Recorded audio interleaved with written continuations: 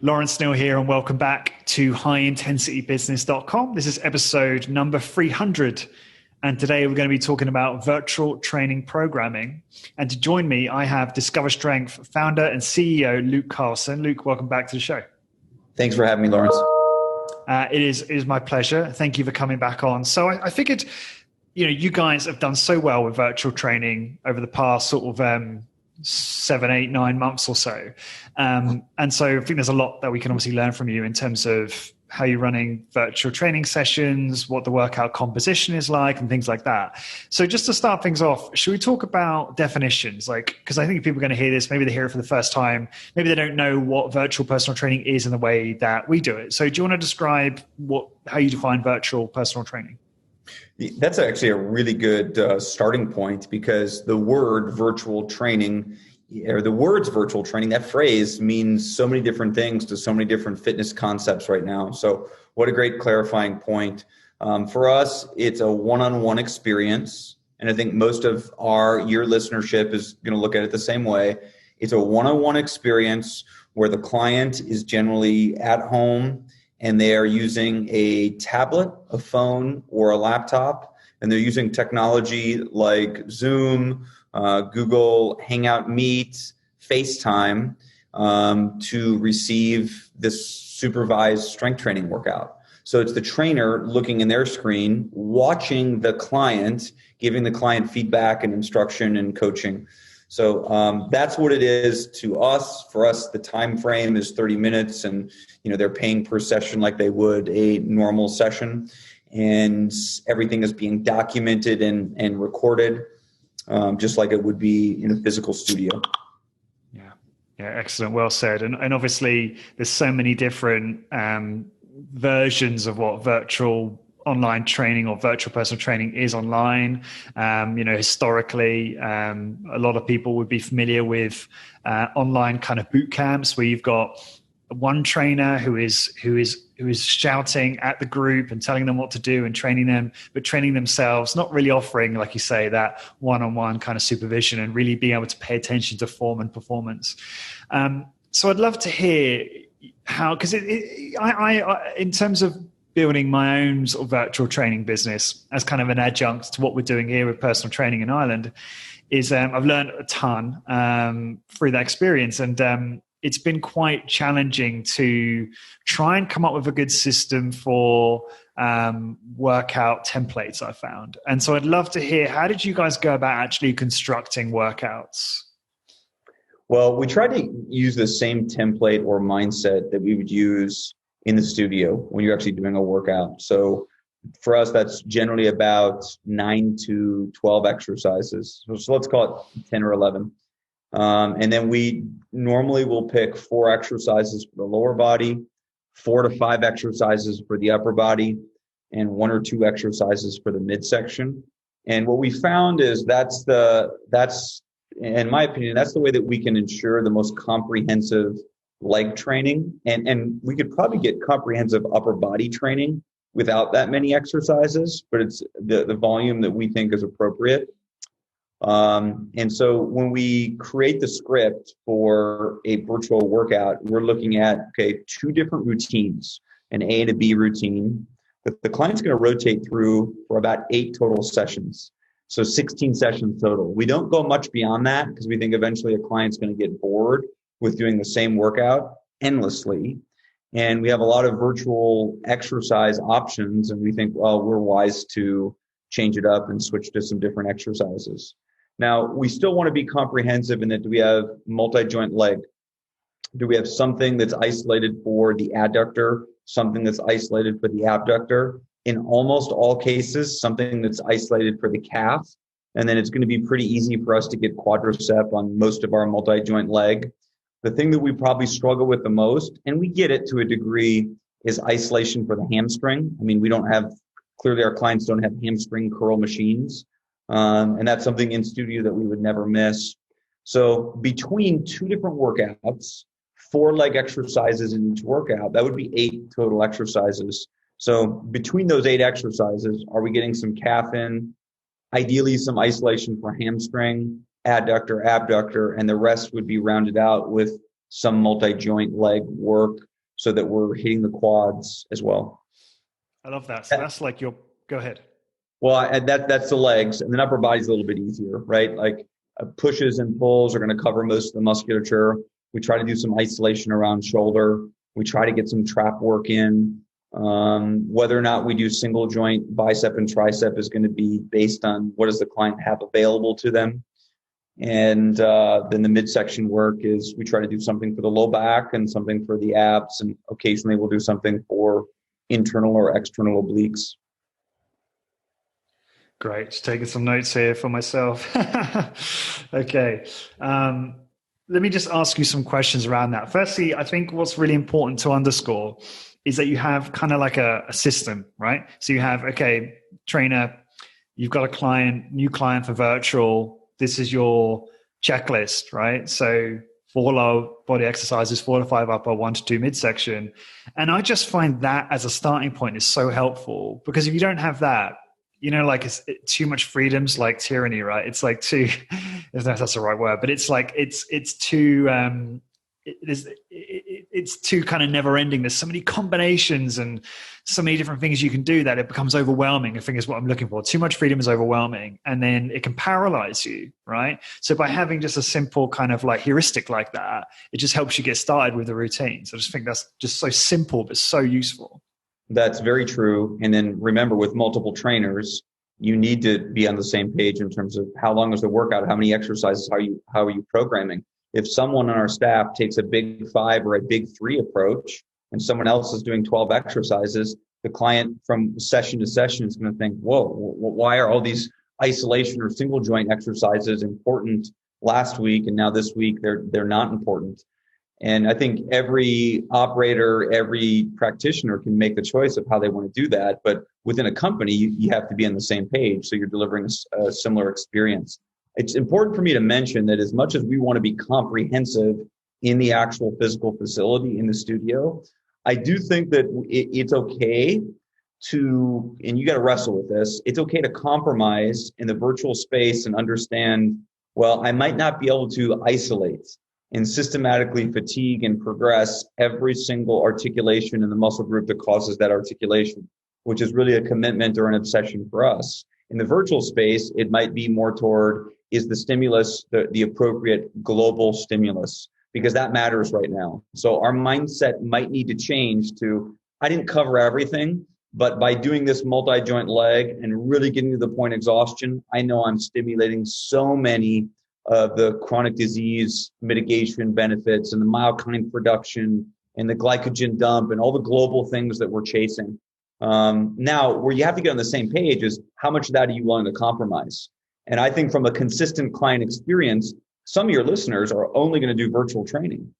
I think the majority of your listeners are going to have in studio, and the in studios are going to switch to virtual during times like this. But then now when the client is traveling and they're traveling for work, or when they're at the cabin for a long weekend, they're going to switch to virtual. So I think there needs to be some congruency between, I see the philosophy in the studio carried out into the philosophy in the virtuals. So for us, we've never promoted like a big 5 and it's just a global effect and that's all you need. We have not taken that approach. And I think that's a fine approach. So if we took that approach in our virtuals, I think it'd be a little bit disjointed and the customer would actually feel that. Like, why was it so important that I was training calf and tibia and adductor and my trapezius and all this in studio, and now you're not even trying to hit those things? And I understand we're probably not going to hit those things as effectively, but we all want to have the intent to do so. And when our trainers prepare routines, another trainer has to review it and sign off on it. And so nonstop, every day, we'll have it today. We're having discussions on, hey, you should have put in calf. You didn't get calf in here. You got to find a way to get calf in here. And we do that on, a number of different muscle groups. Yeah. Let me ask you a few questions on what you just said. So do you think that if you did decide to do big 3 or big 5 virtual, there's problems inherent in that template? Maybe there's problems. There's probably advantages inherent also. I think it is more, as we always say, Lawrence, the umbrella of evidence-based exercise is broader than we think, So when we critique somebody else's exercise prescription or even the execution of it, We can't do it where there's objective standards because the objective standards are manufactured, right? Like the umbrella is pretty broad. And so I don't want to be dogmatic or romantic about certain objectives or assuming that certain elements are objective standards. So when you say, are there limitations? I don't know if you're leading somewhere, and I'm going to find out if we're leading somewhere, and I should probably stop talking. Maybe there's limitations, but there's probably strengths to it also. Yeah, I guess what I meant is, maybe from a purely physiological point of view, you can get quite a lot achieved with just a big 3 or a big 5 virtual, right? But what I find fascinating about your programming is you're not just looking at the physiological, you're looking at adherence and novelty and excitement and retention, right? So my initial thought was, well, you're going to want to create more variety and more volume for that reason, for those latter reasons. Yeah, I totally agree. So the idea of minimal dose approach. I don't think most of our clients, this is just me trying to understand our clients, get really excited about a minimal dose approach. They're not excited about, hey, I've signed up for this virtual workout and I'm paying money. And all my trainer's thinking is, at least you're doing something. You will never hear us say, at least you're doing something, or this will tide you over until our studio's done. Like our mindset going into the session is you are preparing for Mr. Olympia and we're going to use the tools that we have, right? This is the Marcus Aurelius quote. It's the Ryan Holiday paraphrase of the Marcus Aurelius quote. His definition of resilience and flexibility is looking at any given situation, staring it in the face and saying, this is exactly what I was looking for, right? Like the tools that you have, this is what we wanted. This is how we're going to train. And we're going to prepare you for Mr. Olympia. We're going to prepare you for your figure competition or whatever it is. And I do less virtual training than so many of our staff do. But yesterday I have a 74-year-old guy that you'd be hard pressed to find. I mean, you could, a 74-year-old guy that trains with more intensity. So twice a week, we pick a couple virtual sessions and have a really experienced trainer, and we let any trainer come in and watch those virtuals. So yesterday, I went live with this 74-year-old client, and we had maybe 10 trainers, 12 trainers that observed, and they watched the whole workout. When the workout's over, the client gets off, and then we all stay on the call or the video chat, and we talk about what did Luke do well, what could Luke improve on, what did we like, what will we change, et cetera. We just have discussion around it. And the comments were, he's about as intense as they get for a 74-year-old, right? I mean, he's about as intense as you get for a 22-year-old. On a time static contraction, I mean, he will take himself to that point. I mean,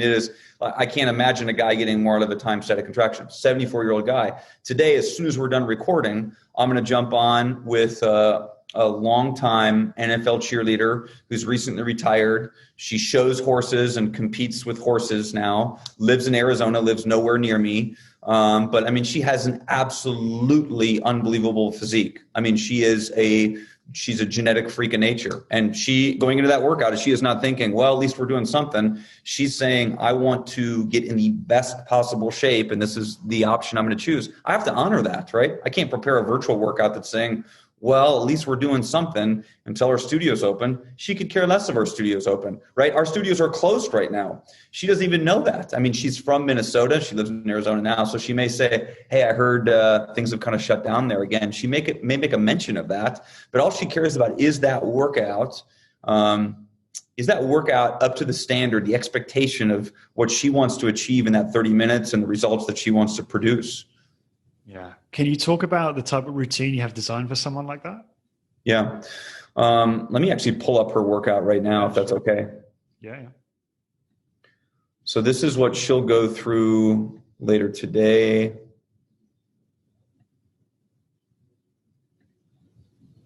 Also, just while you're looking for that, if you look up, this is for the listeners, Kristen Rao, you're one of your clients. If you go to her Instagram, I think it's Golden Girl or something like that, she always posts like stories of her doing workouts with you guys, and you can get a good kind of view on the way the workouts are kind of designed looking at that. Yeah, she'll put almost all of her workouts on Instagram. So today we're going to do a band exercise. We got this from the strength and conditioning coaches at Michigan State University years ago. We've done this in facility. We do it in virtual. So we call it train track abduction. So she has a band on top of her knee. abandon her ankles, and she's standing stationary with her feet shoulder width apart. And then she'll do a single leg abduction. So she's driving one knee out, abducting, pausing, slowly coming back in, doing 8 reps with one leg. So she's in this low bent knee position, exhausting the right abductor. Then we'll go to the left abductor for 8 reps. Now, of course, she's really fatiguing the abductor, but she's in this bent knee position. So she's exhausting her quads and her glutes as well. Then she goes both legs, 8 reps with both legs, really good pauses, slowly coming in. So it's 24 continuous reps. And then she does a walk after that, where she keeps the band on it. We call it a train track walk, where she just pictures a train track being between her feet, and she's stepping wide with her feet outside of the train track, keeping her knees apart, meaning she's abducting, keeping her feet wide. So she's getting great glute, great quad, and great abduction or abductor recruitment. So that's the first exercise. Then she'll go into a physio ball squat. So the ball's against the wall and she's doing a squatting motion just with her body weight. She doesn't have any weights available. And we're doing that in that sequence because after she's done that previous exercise, her quads and glutes are pretty fatigued. So that squat is going to be really challenging. And we're doing the squat right now in this routine where when she gets to the bottom of the range of motion, she's holding for 8 seconds on every rep. When she comes to the top of the range of motion, she is nowhere near lockout. Like she's keeping significant bend in her knee because I think on a ball squat, the tension drops off just considerably at the top of the range of motion. Then she'll be seated for a time static contraction adductor. So seated 90 seconds, the first 30 seconds, we do 50% tension. Next 30 seconds, 75%. Last 30 seconds, it's all out. So it's distinct 30 seconds at a time. And she'll use a pillow between her knees, literally just fold up a pillow right between her knees, shoulder width apart, squeezing her knees together. And then she'll finish her leg routine with a wall sit. And we're timing that wall sit. And this is the exercise that we really want to focus on progressing, right? So I'm recording this. I'm looking at her last few workouts. She went a minute 10, a minute 15, a minute 20, a minute 25, a minute 30. She's always moving into that, really fatigued from what she had previously done. But you can't progress an adductor time static contraction, right? You can't really progress that train track abduction I talked through. We're just trying to get her as much tension, as much recruitment as possible. So let me just clarify. So you're keeping variables pretty much the same on the exercises leading up to the wall sit. So set rep count or set time under tension so that you can actually see, you can know that wall sit time under tension is actually a marker of improvement. 100%. Yep. Yeah. 100%. And then, by the way, we share that with her after the workout. So I send her an email that shows a graph of all the exercises that we're actually progressing. Like I'm not going to show her a graph of how you're doing on your time static contraction adductor with a pillow between your knees. It's the same thing. So we try to pick 3 exercises in a given routine that we can show some progress on. And let's maybe address that right now. Yeah. Do we need to progress? We probably don't, right? That's kind of the new development in strength training that all your listeners are familiar with. And people, at our rec conference a couple of weeks ago, Fred Hahn asked the brilliant question, is progressive overload out the door now, right? And it probably is for strength and hypertrophy, which is so strange to say. It's not maybe in terms of bone mineral density improvement or stimulating improvements in bone mineral density. It's momentary muscle failure, right? Is someone truly getting to that point? But I think there's a stickiness factor of showing progression, right? If I can show you in a graph, workout in and workout out, you've improved, that's addicting. And that's what we've seen in so many successful fitness concepts, whether it's a studio that you go to or whether it's a new technology, right? Tonal and even Peloton, but in a studio, it's Orange Theory Fitness. It's how am I actually performing? People want to see what that performance or that improvement looks like. So we show a little bit of that to them. Now, the other key point is if you progress anything, I guarantee you will increase the level of intensity over time. And I'm not breaking any news here. All of your listeners know this. I'm going to do my workout this afternoon in the studio that I'm at right now. I'm in our corporate office. The studio's downstairs. It's our newest studio. Our studios are closed down. I'm still going to work out down there with a trainer. It'll be 5 p.m. tonight. And I'm recording this routine. It'll be the 4th time I've done this routine. And the main thing that will drive the intensity of that workout is not even going to be the trainer. It's going to be, I know what I did last time. I know I did 8 reps last time. Can I get 9? Can I get 9 with perfect form? The person that's training me and myself, I know that I want to make sure that 9th rep, if I get it, it's the best rep in the whole set. And I'm not trying to improve just to have the number go up. I'm actually improving with the same form. So that applies to our virtual sessions also, right? If you progressively say, you were up on this wall sit a minute 15 last time, can you get to a minute 20? You will elicit more recruitment. You will elicit more intensity. And I know that to be the case. I think it's so incredibly important to remind what you did last time. I think that's such a powerful point. I think that's great. Now, what are the other, you mentioned, sorry, I know you want to finish talking about the workout with your client, but before you get there, what are the other two exercises you will measure performance on? Yeah, I mean, I'll get into them as we get in upper body right here. Okay. So the first upper body is the next one we're going to measure performance on. It's a push-up. So I recorded as many as possible, positive failure only. So AMAP, AMAP, just as many as possible. Her first workout, she did 6 of them. Second workout, she did 8. Third workout, she did 9. Fourth workout, she did 9. Fifth workout, she did 10, which frankly, I think is absolutely incredible progress. And she's really good at push-ups. I have a great side view on the camera to be able to see her push-up. And I'm all over her. She's just going to positive failure only. And I tell her nonstop, I don't want you to do more. I want you to fail with good form. Who cares about this next rep? Getting it? I want you to fail with good form, because there's so many ways we can compromise a push-up to be able to do another push-up. And so I'm constantly reminding her, it's not about doing another push-up. It's about, can we have really, really great form? So her progress there has been great. Now, I send her the report on that improvement. That doesn't mean push-up is the right exercise for most people. I have a wonderful friend, one of my best friends on earth, lives in Chicago, does our virtual workouts. She was a client with us years ago. She's trained at a few different high-intensity training studios in Chicago. A lot of things have been cut down. She does virtual training with us twice a week. And one of our trainers selected a push-up as her progression measure. And they selected what we call a negative accentuated push-up, 2 seconds pushing up, 10 seconds down. She did 1 push-up, okay, in her first workout. She will probably do 1 push-up for the next 8 workouts. She will probably do no more than 2 push-ups for the next 40 workouts. She's just not going to progress that much. And the same is true for a pull-up. If you can do 0 pull-ups in your life, maybe you can eventually do 1 pull-up. You're just not going to see tremendous progression there. That's a bad exercise to choose to show a client progression. It's almost going to depress them, right? Because a 1 push-up is like a 1 repetition max with them. Doing a second push-up would be doubling your 1 repetition max. That is not realistic, right? Imagine if my bench press max was 300 pounds. I did it once and you said, Luke, now we're going to have you try to do it twice. Good luck that I can ever do that in the next 5 years, right? It's just not going to happen unless I significantly increase my body weight and on and on and on. So what's a better tracking exercise for her? A negative only push-up, right? She can do 6 really good negative only push-ups and then progress to 7 and then 8 and then 9 and then 10. So she can do a normal push-up in the workout followed by, a negative only or something else or a push-up from her knee. Don't track that. Track the negative only push-up.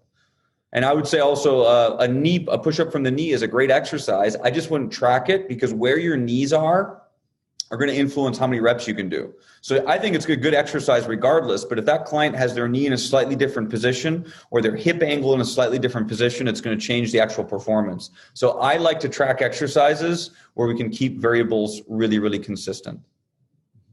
Love it. So what's next? Her next exercise, I have 1 million Google Docs sheets up right now. I got to find it. Okay, so she's going push-ups to failure, and we're progressing that. Then the next one is 3-way plate raise.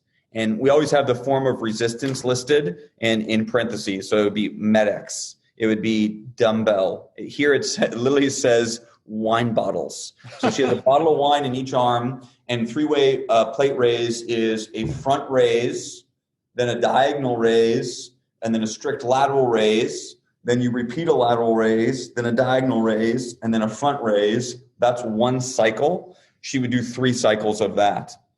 And I know she's going to do 3 cycles, and she's not going to get to failure. The wine bottles are not that heavy. So I'll add some static holds at the end of that. So maybe on her last 3 reps, I'll do a 20-second hold. Actually, I'll do like a 10-second hold, a 15-second hold, a 20-second hold, because she's weaker, of course, on a lateral raise than she would be in a front raise. So that's her shoulder work for the workout. Then we move on to a great exercise, absolutely brutal exercise that Xavier put me through once from you guys. Why do you go from the lateral raise straight back into another lateral raise and back through that sequence? Why not go from lateral raise to front raise? Just a question on that. I mean, we go front, diagonal, lateral, lateral, diagonal, front. And what you're saying is, why wouldn't you go front, diagonal, lateral, right back to diagonal to front? And my answer is that's just how we learn the exercise from whoever we learned it from. Did you double up on the lateral? Mine was actually, why not go front diagonal lateral to front diagonal lateral? Yeah, someone could definitely do that. Okay, so it's just preference. Yeah, we didn't read a journal article that said if you double up on lateral raise, you get more stimulation or more hypertrophy in the medial head of the deltoid. Just because, like you say, lateral is the hardest. And so if you're going lateral, then back into lateral, it's, I think that certainly you'll get fatigued faster, I suppose. Yeah, our focus with doubling up on lateral or just doing more lateral is, to me, lateral raise is shoulder work that you're not getting elsewhere. Like medial head of the deltoid, you're not getting elsewhere. Front raise, great. You're going to get that in push-ups. And unfortunately, or fortunately, all of our virtual workouts have a hell of a lot of push-ups. I remember when I was 19 years old, I sketched out and designed an isolation anterior deltoid machine, right? This machine like locked you in where your arms would come up and the pads were in the perfect spot where there's no fatigue of other musculature. And I sketched it all out because there's multiple isolation rear deltoid movements. There's isolation medial deltoid movements. And I'm like, well, I'm going to build an anterior deltoid one. And my drawings were, I thought, pretty significant. And then I showed it to someone and they told me, you realize, like, we're not lacking ways to tap into the anterior deltoids. Like every pushing exercise, we get a lot of anterior deltoid. And I took up my drawing and I just scrapped it, right? So I think we get great anterior deltoid on other exercises. Okay, so the freeway plate raise, that's another one you'll use to measure progress, right? No, we won't. Oh. Because, I mean, you know, what's the failure point? Is it failure when you actually hit lateral? Is it failure when you hit diagonal? What's the actual failure point? So we will never show progress on that. We'll just say, hey, you've done 3 cycles with your bottle of wine. And my real objective is to make sure you're as exhausted as possible at the end of that. Okay. So that is a great exercise, a great distinction of we are absolutely eliciting muscle fatigue, tremendous amount of recruitment. The client would say, I will pay for that. That was awesome, but we're not able to really show really clean progression on it. Okay, next exercise is a seated towel row. This is time static contraction, so legs are straight. Towel is wrapped around the edge of the feet or the end of the feet, and we have a little bit of bend in the elbow, not 90 degrees, maybe about 45 degrees of bend. And again, 90 seconds, we're building 30, 30, and 30, 50%, 75%, and 100% effort. So this is us mimicking a seated row. And we'll even coach it that way. If someone's done a medic seated row, I said, in the middle of that set, we'll say, hey, I want you to picture now you run your 7th rep. It's still doable, 7 rep on a set of 12. It's still doable. Tension is building. You're uncomfortable. That's where your headspace should be. And then the last 30 seconds, all out effort. This is your 9th, your 10th, your 11th rep on the set. That's where you should be in terms of discomfort. That's where you should be in momentary effort, etc. So that's a go-to lat exercise for us. Interesting, because so you find it's a good stimulation for the lats, because I guess in my mind I always thought it was primarily like upper back, trapezius, rhomboids, and biceps. I would say all of that. I would say lat, but I would say all the musculature across the upper back, as well as biceps and definitely forearms. Yeah, because it's tough to find exercises for the lats, right? Unless someone's got a chin-up bar, and if they can even use a chin-up bar effectively. That's maybe the most important point of this whole discussion on routines is if you can do chin-ups and you have a chin-up bar, it is a game changer for your virtual workouts. And I think we should comment on what equipment makes the virtual workouts absolutely just supercharges the effectiveness of that workout. And actually, I should comment, we have a big study that's about to start, and I'll talk about the design of that study and the virtual workouts and limitations of what those virtual workouts look like and maybe the ecological validity of those workouts. And we're about to launch this study with Dr. James Fisher and Dr. James Steele and some other researchers that you've had on, and we're really excited about it. But yeah, if you have a chin-up bar, it's a game changer. And I told this particular client I'm about to train, I said, you got to buy a chin-up bar, door-mounted chin-up bar. And she lives in this beautiful home in Arizona, and she's got the weirdest doors I've ever seen. She doesn't have a single door that has like the lip on it where you can actually attach the chin-up bar. So the chin-up bar she bought, she literally can't use. And it just broke my heart because she'd get so much more out of her workouts if she could do the chin-ups. So then the next exercise is she's doing a negative only push-up. So let's just review the upper body. She went push-up to failure, wine bottle shoulder work. Then she went towel static contraction, seated row. Now she's doing a negative only push-up. And she's progressed this too. I'm not sending her progress on this, but she went 6 reps, 7 reps, 7 reps, 7 reps. Maybe she'll get 8, but remember, previously she's doing push-ups to failure, trying to progress. So she should always be more exhausted going into that negative only push-up. And then our last 2 exercises are what we call the new HIT abs, which is just an exercise that Ellington Darden introduces in the book, The New HIT. It's just lying on your back with your knees abducted. And then it's a short contraction where we're squeezing and we hold it for 8 seconds before we release that squeeze. She's following that by a plank. So she's going into the plank fatigued. We will progress that plank and I'll send her that progress. So here she went 30 seconds, 35 seconds, 40 seconds, 45 seconds on that plank. Any exercise that's limited by discomfort, I love the idea that you progress it and share the progress, because I can tell her, hey, last time you did 30, get to 35 this time. Or if I just say go as long as possible, she may say, hey, mentally, I'm just not into it today. I might get 30 seconds. Or the next day she might get a minute, the next workout. Last exercise is a Superwoman, just lying on her front side, contracting the low back, contracting the glutes a little bit, lifting the chest up, lifting the thighs up. Awesome. Love that. Why the negative only push-up? It seems a bit redundant at that point in the workout. Yeah. So that's the big question, right? Do you just need to do one compound movement for a muscle group? And I think that most of the research on strength and hypertrophy would say one movement for an exercise does not maximize strength and hypertrophy.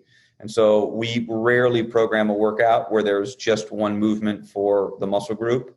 So for me, I purposely said she's only going to concentric failure on the initial push-up. I think she can handle a set of negative only push-up also. I think that would elicit more strength and hypertrophy. I don't think someone would maximize strength and hypertrophy of the chest and triceps doing one set of push-ups to concentric failure. If we were doing just one chest movement and it was push-up, it would be push-up to failure, and then anything goes at the end. Negative onlys, static contractions at the midpoint, et cetera, et cetera, et cetera. Just push someone as hard as humanly possible. But in the workouts that I normally do in the studio with a client, they're rarely doing just one chest exercise. They're doing a pec fly and a chest press. They're doing an incline press and a normal chest press. They're doing a seated row and a pullover. They're doing a lateral raise and a shoulder press. They're doing usually 1 or 2 exercises, but usually 2 for almost every major muscle compartment. And just in terms of the programming, am I right in thinking you wouldn't have her do negative push-ups after concentric failure because it would get in the way of the performance on the freeway raise? Like your anterior delta is going to be so smoked by that point. Or we would do that. It would just change how much weight she can use or what we would progress. So actually, we would do that if the client is really strong. If it's a really strong male, we have a couple strong males. I'm picturing one right now. He's about to buy a franchise. I trained him since he was in junior in high school. He is a submarine, a nuclear engineer in the Navy on subs. He's the highest IQ person I think I've ever met. Young guy, 32, 33 years old, maybe 34 years old. Strongest human I've ever trained on the pullover in my life, including bodybuilders, powerlifters, NFL football players. I've never seen anybody use as much weight in a pullover as him. He's just a genetic freak of nature. He looks incredibly muscular, but he's wired. He can just move a ton of weight. So in the virtual space, where I was going with that is he's got 5-pound dumbbells at home. And we all laugh that like our strongest client or top 5 strongest clients across all of the muscle compartments has 5-pound dumbbells at home. So when we do his 3-way plate raise, you better bet that we do push-ups and negative only push-ups and the time static contraction pec fly and all of that before his three-way plate raise, right? When he gets that three-way raise, we want him to be cooked. Otherwise, that 5-pound weight is going to be just meaningless. Got it. Now that makes a lot of sense. But what I'm trying to understand in this particular individual's routine is the placement and the ordering with that negative push-up. Am I right in thinking then that the reason you have 1 or 2 exercises between the push-up and the negative push-up is to give enough rest between both those push-ups so they can actually perform the negative push-up well? Yeah, so she can perform it and progress it. We may do a negative only push-up to kind of finish off a normal set of push-ups. You might get 1 or 2 of them, maybe 3 of them. But I wanted this to be a separate exercise. She's recovered. She just did the towel row, time static contraction. Okay, here we go. Laura, we're back to negative only push-ups. You did 7 last time. I don't care about 8. I want 7 to be unbelievable because we already did our other set of push-ups and you got 1 rep better. 7's going to be really tough to come by. Here we go, where she's really getting out of it. So the set doesn't feel like, hey, I'm just trying to exhaust you and torture you with what many in our field would call a set extender. I don't like the idea of set extender. I like the idea of an advanced overload technique, but we're not treating it like that. We're treating it as a distinct exercise, and I want you to have great form going into it, and I want to be able to track progress over time. Mm-hmm. Great. And you gave the whole workout template there. I think that was a really good example because that individual doesn't have much in the way of equipment, right? Practically nothing from what you said there. And, I mean, she literally has bands. I'm sorry, Lawrence, I'm sorry. No, I was just kidding. That's a common instance, right? You've got to be able to work with that. So go ahead. And actually, you're bringing up a key point, right? She has bands and she has a ball. And today when I train her, I'm going to train her in 33 minutes when we're done here. She's traveling right now, and I'm going to train her in her hotel room, and she doesn't have that ball with her. So I know we're going to substitute a different exercise there, and she will not do the ball. So you're right. She has minimal equipment. This gets to a key question. I mean, we're running businesses, right? When do we tell the client to buy something else? Because your virtual workouts change if it is literally just your body weight and a towel. I mean, everyone has access to a towel. And then you incrementally change the workout if you have some bands, in my opinion. And you incrementally change the workout if you have a physio ball, just because you can do a physio ball squat. And I think that is such a valuable compound leg movement, multi-joint leg movement. And then the workout changes dramatically if you have dumbbells of any kind. And if it's a male, Lawrence, if I'm training you, I'd love to have just 2 dumbbells. If we can have 10s, 2 10s, okay? And if we have something a little heavier, somewhere between 30 and 50, we can do so much. With the 10s, we can do some great shoulder work. If you have some 40s, then I know we can do a dumbbell chest press, maybe a dumbbell incline press. We can do a heavy walking lunge with that. We can do a goblet squat holding that. So now, if you could have adjustable dumbbells, that would be awesome. Adjustable dumbbell supply or inventory, at least in the US, has dried up, and now it's slowly coming back. But adjustable dumbbells really enhance the workout. And then if you have a chin-up bar, then, man, I feel like you can become Casey Viator, right? You really can produce great results. Yeah, inside Hit Business Membership, I created, with the help of you and our colleagues, a course on how to build a profitable virtual training business. And I recorded some of that with Owen Dockham over at Live Oak Strength in terms of the workout design and delivery. And he made a great point about how you go about promoting additional equipment to virtual clients. And I think you guys have done a great job of this. If you go to discoverstrength.com, you go to the FAQ on the menu, you can see the equipment list there, which in the way it's laid out is really it's really clear and intuitive. But he had a great point, which is to actually partner with a business and get equipment branded. So that, I guess, people are buying equipment with your brand on, then other people are going to see that. So it might be a talking trigger. And even better if you can maybe even generate a little bit of revenue through that. What's your thoughts on that? Well, I just wrote it down. I think it's a great idea. I'm going to bring it up in our meeting coming up after this. I think it's great. Thank you for that, Owen and Lawrence. That's definitely a long play, right? I mean, you're going to be sticking with virtual workouts for a long time to do that. I think he's right. I would actually edit what you said. I don't think we've done a great job of We have a good job of it on our putting it on our website, but we don't do a great job of addressing it with a client. And we actually have that as a key role for our trainers. Their fifth key role is called make a professional recommendation, which is this. It's you as my client, Lawrence, saying, man, I just want to lose fat. I just want to lose fat. I'm not happy with where I am in terms of losing fat and adding muscle. I have to make a professional recommendation at some point and say, Lawrence, you need to do a bod pod test. I mean, you have no idea if you're losing fat, right? I did a bod pod test this morning with one of our staff, and this staff member has had a shift of 8% in their body composition over time and a 1 pound change on the scale. So, the vast majority of our clients, the vast majority of people that are working out, they're only looking at the scale to track progress, and they have no idea what's actually going on. And so professional recommendation is take a bod pod test at some point, right? Professional recommendation is, I think you can handle 2 strength workouts a week, not just 1. Professional recommendation in this instance is, you know what? You've been spending $5,000 a year in training with us.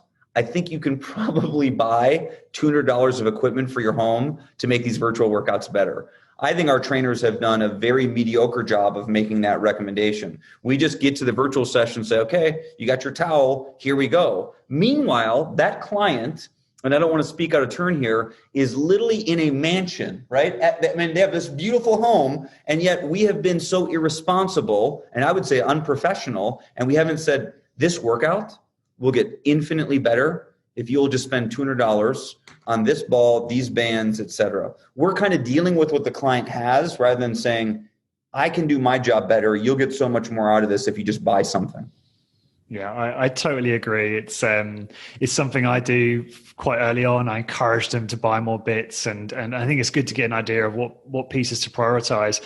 What's your view on resistance bands in terms of the bands that anchor on the door? I don't hear you talking much about those. I hear you talking more about the bands you wrap around the legs. I don't know, can't remember the different names for those bands. But do you want to talk about how you feel about those types of bands? I'm sure they're great. I just don't have as much experience with them. Just perusing Instagram, right? Over the last 8 months, we've seen the advent of so many different band products where there's some type of bar and you're standing on the bottom of the band and you're able to do like a band overhead press, and you adjust it and then it becomes like a chest press. And I'm sure there's other great band products out there. I just am not really familiar with them. We wanted to take the band exercises that we were already doing in our studio, that were already in our exercise menu, that we already had a really good familiarity with how to coach and teach them, and just carry them right in the virtual space. So I'm sure there's other fantastic band exercises that we're just not skilled with. Yeah, I think that's a really good point. I really actually admire that you making that call. Just for the listeners who aren't in Hit Business membership, I actually had the good fortune of Dr. Ben Bokikio sharing a virtual workout he did exclusively with resistance bands of a client in terms of the ones you anchor on the door, and that's very useful. Although I'll just share a bit of my experience quickly. I've found resistance bands good for certain exercises, not so good for others, in terms of trying to do them safely and train to a high level of intensity. So, for example, I think bands, and again, this is bands you anchor on the door, are fantastic for single joint, bicep curl, tricep press down work. I think they're great for seated rows, especially if you utilize static holds, like at the full contraction, much like you did with me on our virtual the other day on the MedX row, which was torture, but it was wonderful. Another one would be any kind of shoulder work, like lateral raises, reverse flies. They're great for stuff like that. But there are just, I don't know, I'm trying to think of exercises that I think, like a lat straight arm pull down, not so much. And there's a few other exercises which I can't think off the top of my head, but those ones I just mentioned are like really ideal. So I think it does add a lot of value. So those are just some of my thoughts. I just want to see, I've got a few points here I wanted to ask you, things you mentioned. Just going back to what you said about, getting a comprehensive workout design in. You talked about a calf exercise. This is a toughie, right? So what do you do for calf generally? Yeah, our go-to calf exercise is a single leg standing calf. So you're on the ball of the foot, standing on the edge of a stair, a step of some kind. The other foot or leg is just kind of wrapped around the leg that you're working. And we're using a really slow cadence, trying to get the best range of motion possible, trying not to be tempted to push off of a railing. That exercise actually has always been one of my favorite calf exercises. It just takes a lot of time, right? If you do 8 to 12 really good reps with one leg and then you do the same with the other leg, you're just eating up, 4 minutes of just calf work in your 30-minute workout. So I think it's a good exercise. I wish it was a little bit more time efficient. We'll often have the client hold a 5 or 10 or 20 pound weight as they progress. But it's amazing how you do not need that much weight if your form is really good. And there's no exercise that you can do that causes more soreness than a single leg calf raise going through a full range of motion if you haven't done it in a while. It's just brutal. And it doesn't have to just be single. A double leg is the same, but then you definitely need some resistance. Yeah, but how often do you find clients actually go to failure on that? I would say they're at the point where they're failing because they're no longer going through a full range of motion. So I would say they are going to failure. Got it. Okay. Yeah. No, that's a good point. Yeah. No, that's valid. And in terms of the hamstring, will you typically just utilize like a lunge or split squat for that? Our three go-to hamstring exercises, and 2 of them are pretty similar. One is a Romanian deadlift. So we're getting pretty good hamstring there. And then the other one is using a physio ball with a dumbbell. Yeah. With a physio ball or a towel, and towel has to be on a hard floor, a wood floor, obviously not a carpeted floor. We'll do a hamstring where you're lying on your back and your heels are up on the ball and you contract the hamstrings and curl and your hips come up and you come to about a 90-degree angle of the knee. And you can do the same thing with a towel where your feet are just on the towel, your heels are on the towel, and you contract the hamstrings and lift the hips up. We like it better with a ball than the towel. The towel is just hard to really, it might be too much friction depending on the surface of the floor. Client has to be pretty strong to be able to do that. But on the physio ball, it's a really good hamstring exercise. There's actually less tension in the contracted position where your knees are bent. So you don't want to spend too much time in that position, but it is a really, really good hamstring exercise as a whole. The limitation is it probably takes some coordination to be able to do it well and teach it well virtually. But that's a go-to if anybody has a ball. And where are you utilizing advanced overload techniques during a virtual? Like, for instance, going back to our original conversation about sequence leading up to an exercise where you're measuring progress. Like, you have to be careful with how many advanced overload techniques you're going to use in order to keep those variables fixed. So can you talk about how you introduce those in the workout? Well, if we take every client, we give them an intensity rating, right? This is just our internal scale. Everybody can do something different, but we give everybody a 1 through 5. 5 means like you're as intense as humanly possible. You're Lawrence Neal. We can just absolutely throw anything at you and exhaust you.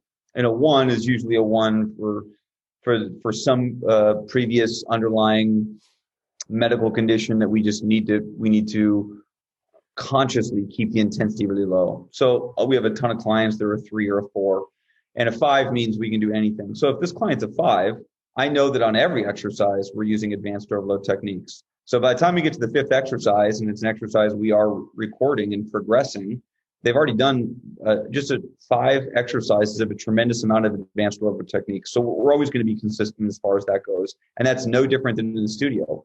We're recording every workout in the studio, every exercise. By the time you get to bicep curl, you maybe already did seated row and you did chin-ups, or seated row and a pull down, and we did advanced overload techniques there. And how you do on those is probably going to impact bicep, but we're consistent enough with how hard we're pushing you that it's going to even out, I think. Good. Can you just remind me, how do you capture the intensity rating for clients? We literally just have a number on the bottom of the workout card. So where we have all of our notes, it says intensity rating. It's the first thing you see, just 5, 4, 3. And the idea there, we've done that for probably 10 years. And the idea there is when we started, it was just me as a trainer and one other trainer, and then 2 other trainers and 3. And we always were talking to each other, right? Hey, you're about to train Lawrence at 1:00 today. Just so you know, Lawrence is really tough. You can throw anything at him. Like, just push him. Like, he will be upset if he's not crawling out of here. Okay, got it. Hey, this next client you're going to train, you really got to go easy on him. Here's why. Like, we just kind of shared that tribal knowledge with every client. Well, then, when you get to 50 clients, 100 clients, 500 clients, 1,000 clients, and you have 40 some trainers, and in the virtual space, all of our clients work with all of our virtual trainers, right? All of our trainers. And so we need a communication system, and it was the intensity rating. But how do you actually get that from the client? Like, how do you know what it is? Oh, we don't ask them. We just assess it based on their pre-introductory workout, and then we make assessments from there. And then when we do their progress assessment workout, which for us, it's about every 16 workouts, we ask them just 4 questions. And one of the questions is, what do you think about the intensity of your workouts? And we'll say, should we be pushing you harder? Or are you actually fearing your workouts and we should dial it back a little bit? You don't want to work as hard. Or should we keep it right where it is? And most of the time, clients say, keep it right where it is. You guys are nailing it. Another iteration of that is, I trust you guys, so whatever you think I should be doing, I'll do, which we love that. Sometimes a client says, you got to push me a little harder. Maybe most often what they say is, your experienced trainers are nailing it. Your newest trainers don't push me hard enough. And then I always, we write that note down. And if a client says, overall, you got to push me harder, and we have them listed as a 3 for intensity, we'll put 4. And we'll put in the notes, we'll put previously a 3, requested to be increased to a 4. And that's this client saying, you got to push me harder. Otherwise, it's our own assessment. And remember, it's a combination of how hard they push themselves and how hard they want to be pushed. So we have some clients that will absolutely go to the well and they will just murder themselves on an exercise, right? But we're not going to list them as a 5 because we know, for whatever reason, we don't want to push them harder than that. We'll just keep them as a 4. We almost have to act as the governor in the intensity of their workouts. And that's a pretty rare situation. Where we have other clients that on their own accord, they won't push that hard, but they still want to be a 5. And so we're pushing them as a 5, even though mentally they're taking themselves to about a 2.5, and we have to get them the rest of the way there with advanced overload techniques and some other things. Yeah. Thank you for that. I guess as we sort of draw to a close, I'd love to learn kind of some of your learnings over the past sort of 7-8 months doing virtuals. I mean, you guys have had so much success and driven so much revenue this way. And I'm really sorry to hear that you've had to shut down again. But kind of glad to hear that you're able to kind of offset some of that with all this virtual training you're doing. So what do you think, what have you learned over this time period? And what do you see in terms of mistakes you think people might be making in a virtual context? Yeah, so I'll try to hit maybe 3 to 5 key points. Key point number 1 is you have to have some exercises on the card that you can show progression. Okay, so pick 1, 2, or 3 and share that progression. And it can be just verbally share that progression. The second one is if you have too much time static contraction, the workout becomes too easy. It's not sticky. The client will not continue to train with you if you have too much time static contraction. I disagree with some of your other listeners who I just wildly respect, is I just don't think time static contraction is a great protocol. And I was listening to you on with, I don't know if it was a live interview, and a number of people were talking about time static contraction is a great way to, it's just a great way to perform certain exercises. We just totally disagree. And most of our trainers disagree. And the vast majority of our clients disagree. We can only look at a client so many times and say, grab a towel and pull on it for 90 seconds. There's a limitation to that in our opinion. Now, if you're doing 10 exercises in a workout, it's fine if 2 or 3 of them are time static contraction, but we better have some other things in that workout to elicit the global metabolic fatigue that we're chasing. So my point number 2 is not too much time static contraction. Now, let's be clear. A wall sit in our vernacular is not a time static contraction, right? Time static contraction is where you're pushing against your own resistance on like a pec fly, on a pullover, on a lateral raise or a rear delt with a towel, a seated row with a towel. On a wall sit, they are pressured to elicit more tension and stay up, otherwise they're going to drop. So I like static holds on a wall sit, on a, whatever it is, chin up, just a million other exercises, a dumbbell. I just don't think it can be too many time static contractions where you're providing the effort. So that's number two. Number three is you have to do the workouts yourself, right? I think one of the issues that we've had is our trainers have access to all of our studios, even if we're closed, and they much rather go into a studio and just do a workout themselves. And I don't blame them. And they do just what you and I did, Lawrence, where I trained you virtually on your equipment. All right, most of our trainers will go into a studio and have another trainer train them virtually.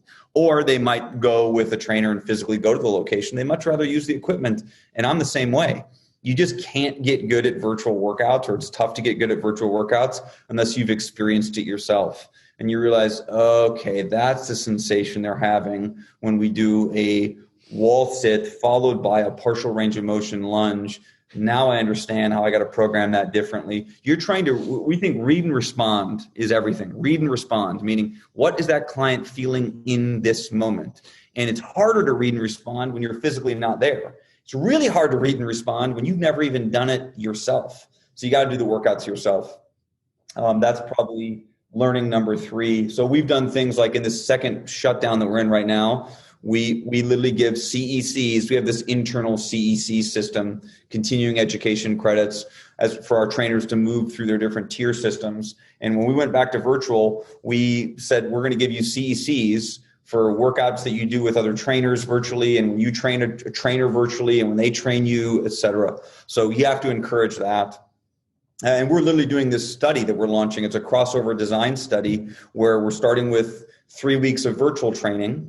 So 6 workouts of virtual, and then it crosses over to 3 weeks of in-studio workouts. And some people are starting with in-studio, and then they're going to virtual, but it's 6 workouts and 6 workouts. There's a pre-test, there's a midpoint test at the crossover, and then there's a post-test, and that test is a bod pod, and it's also a strength test. And it's a strength test on 3 exercises that they don't actually do in the workouts at all. So we have to offer CECs. Our trainers are the subjects in this study.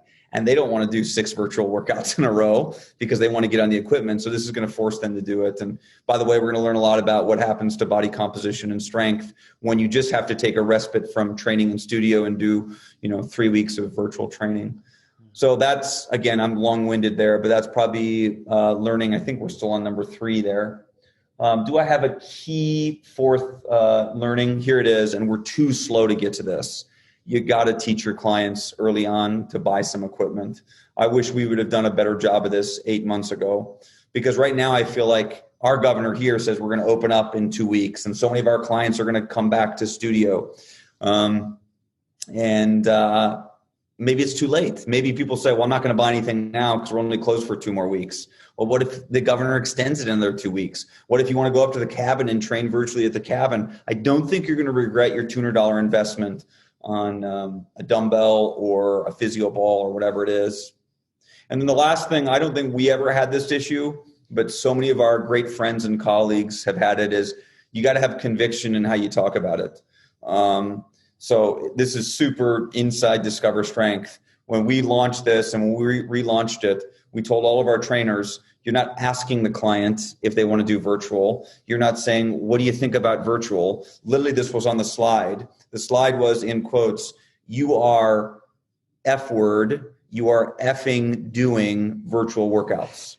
And we would never say that to a client, but that's the conviction you need to have, right? Like, it's the assumptive close. It's the passion for virtual workouts yourself that client's going to read on. And I had so many great colleagues and friends in our industry reach out when the initial closure happened, and they said things like, we've surveyed our clients and they don't like it. And I'm like, well, you shouldn't have done that. You should just said you're effing doing virtual workouts. And don't misinterpret this.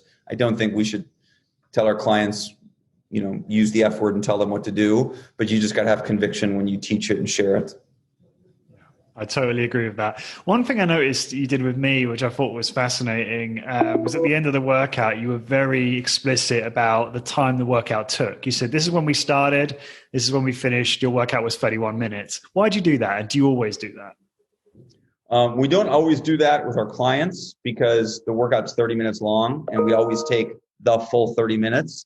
But anytime I'm training somebody that is not an official session, I'll always point out that workout time. And where did that come from? It probably came from Jim Flanagan's influence. He's timed every workout I've ever done with him, starts the watch. He has a separate watch somewhere, and then he goes back to that watch and says, workout time, 26 minutes, 32 seconds. And he records the time of all of his workouts. So I trained a friend brought a friend in, we're closed, right? And I kept all the lights off in our studio, and I said, I'll take you through a workout and just show you what it's all about. This is very much on the down low. This is just 2 days ago. And I took her through a workout, and I know she goes to the gym and works out for 2 hours and wastes all kinds of time. And I took her through the workout, and I said, okay, we're done now.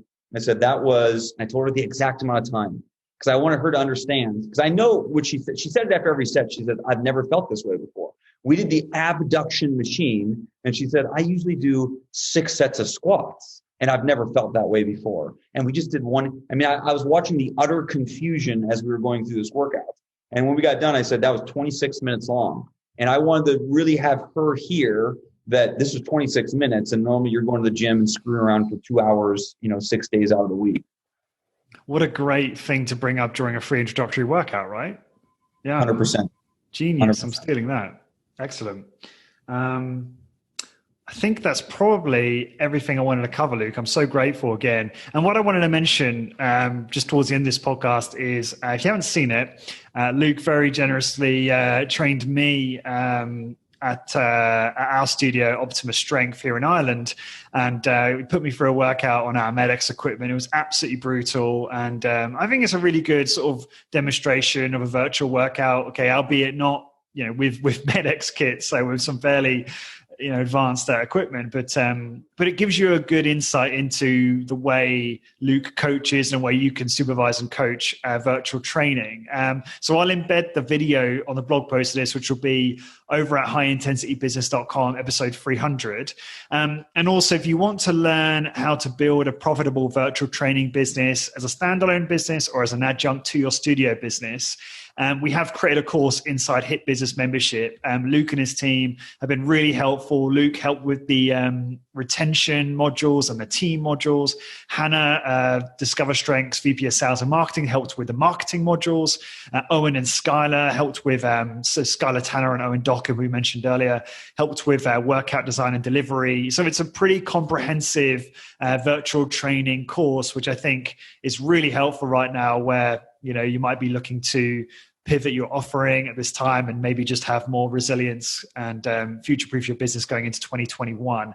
So you can learn all about that if you go to highintensitybusiness.com/membership and sign up for that. Luke, thanks so much for joining me. Best way for people to find out more about you.